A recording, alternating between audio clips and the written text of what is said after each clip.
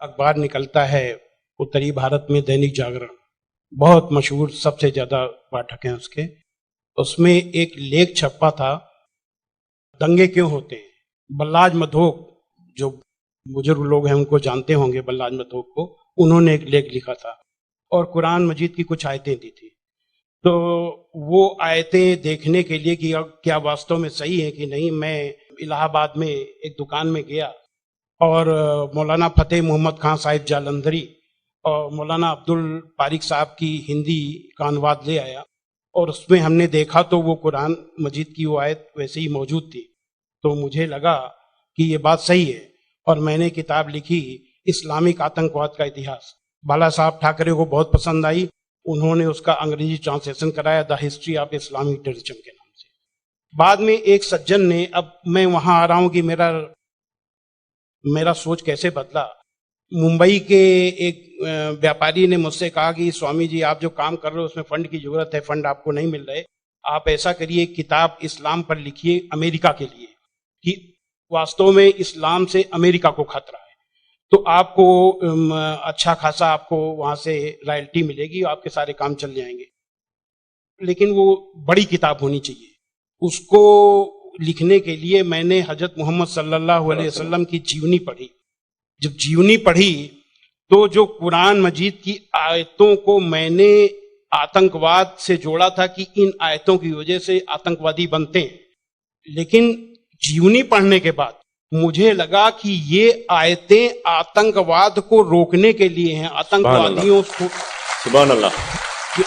क्योंकि उनमें जो युद्ध का आदेश था वो आतंकवाद और आतंकवादियों के विरुद्ध था। तो मुझे लगा कि मुझसे बहुत बड़ी गलती हो गई, एक धर्माचार्य से ऐसी गलती नहीं होनी चाहिए। और वो गलती क्यों हुई? वो गलती का जिम्मेदार मैं नहीं था, उस गलती का जिम्मेदार अनुवाद करने वाला था, जिसने ये नहीं बताया कि आयत का मतलब कैसे समझें। किसी भी, हम यहाँ जो गैर मुस्लिम भाई होंगे उनको मैं बताऊं कि आयत का मतलब समझने के लिए जरूरी है कि आयत क्यों और किन परिस्थितियों में आई। ये जब जानेंगे तभी सही अर्थ मालूम होगा। तो ये जानने के बाद मैंने एक दूसरी किताब लिखी, इस्लाम आतंक या आदर्श, यानी इस्लाम में आतंक नहीं, आदर्श ही आदर्श है।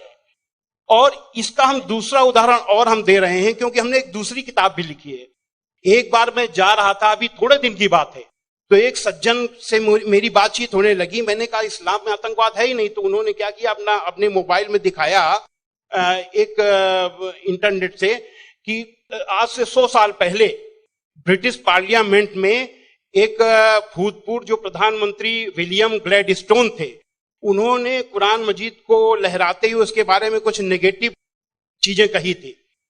तो मुझे बिल्कुल अपनी बात याद आ गई कि जैसे मैंने गलत समझा वैसे विलियम ग्लैडस्टोन ने भी गलत समझा, और उसके जिम्मेदार वो नहीं, अनुवाद करने वाले थे, क्योंकि उन्होंने सही अनुवाद उसको सही ढंग से एक्सप्लेन क्यों नहीं किया। तो मुझे लगा कि अब इस पर भी एक किताब लिखने की जरूरत है। तो मैंने एक दूसरी किताब लिखी है, कुरान जीने की कला। वो अंग्रेजी हिंदी में है, वो छप चुकी है जामिया नगर में, जो जमाते इस्लामी के मरकज से छपी है। अंग्रेजी में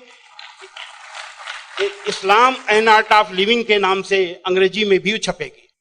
अब इन सारी चीजों जो मैंने इस्लाम को देखा, कुरान को देखा, उसके हिसाब से मैं एक छोटे से निष्कर्ष पे पहुंचा कि इंसान में इंसानियत लाने के तरीके का नाम इस्लाम है। और ये जुमला नहीं है, ये जुमलेबाजी नहीं है कि मैं अपने तरफ से मैंने कोई एक मुहावरा कह दिया, एक जुमला फेंक दिया। ये बात दलील के साथ मैं बताऊंगा, और मैंने दलील के साथ देखा है। ये इंसानियत के दुश्मन है, काम, क्रोध, मद, लोभ, मोह, ये दुश्मन है। और कुरान मजीद में इन सब के लिए बहुत ही बड़ी बुराई बताया गया है और रोक लगाई गई है। पहले एक चीज हम काम को ले लेते हैं।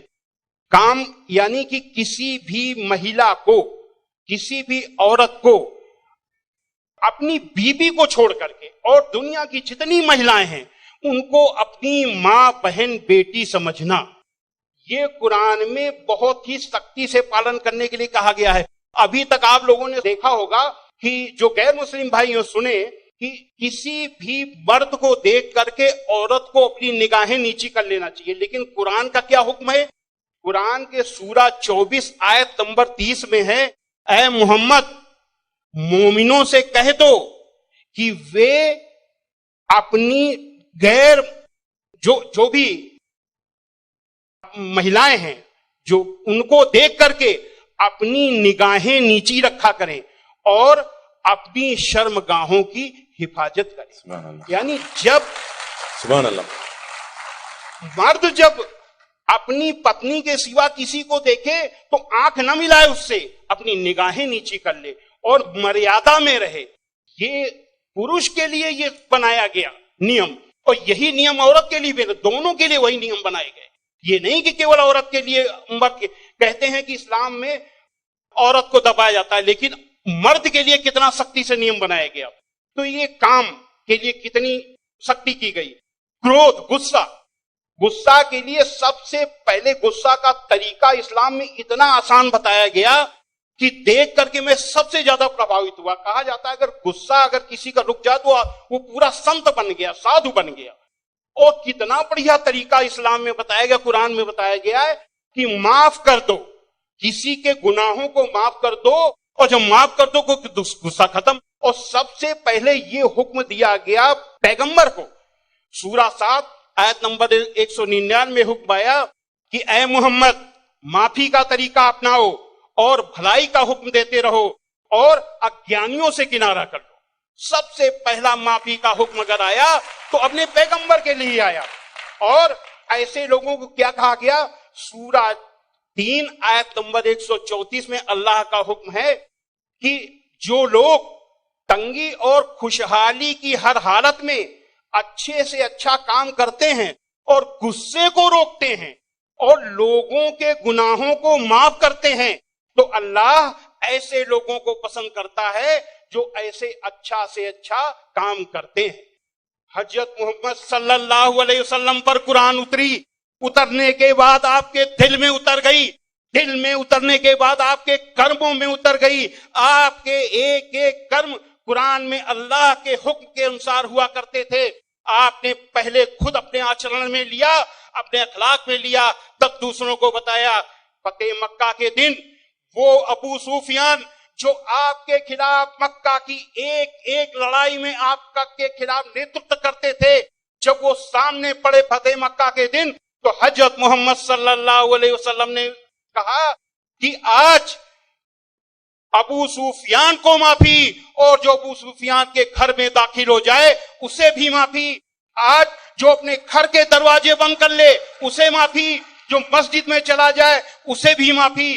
अब आप सोचिए, जिस मक्का में कदम कदम पे आपका विरोध था, कदम कदम पे आपके रास्ते पे रोड़े अटकाए गए, और जो 10,000 लोगों की फौज के साथ आप जब पहुंचे तो किसकी हिम्मत थी कि सामने होता? सारे के सारे लोग छिप गए। जब हजरत मोहम्मद सल्लल्लाहु अलैहि वसल्लम ने देखा कि कोई नहीं दिखाई दे रहा, तो बहाना बनाया माफी देने का। ये बहाना क्या बनाया कि जो यहां चला छुप जाए उसे माफी, जो वहां छुप जाए उसे माफी, जो वहां छुप जाए उसे भी माफी। यानी किसी न किसी बहाने सबको माफी, माफी, माफी और माफी। मैं अपनी बीवी से वफा करूंगा, उसको इज्जत दूंगा जो मेरी नस्ल को पैदा करने वाली है। मैं उसे अपने आंखों का सुरमा बनाऊंगा। मेरे नबी ने फरमाया, कमीना आदमी बीवी को जलील करता है और इज्जतदार आदमी बीवी को इज्जत देता है। और मैं कमीना बन के नहीं रहूंगा, मैं इज्जतदार बन के रहूंगा।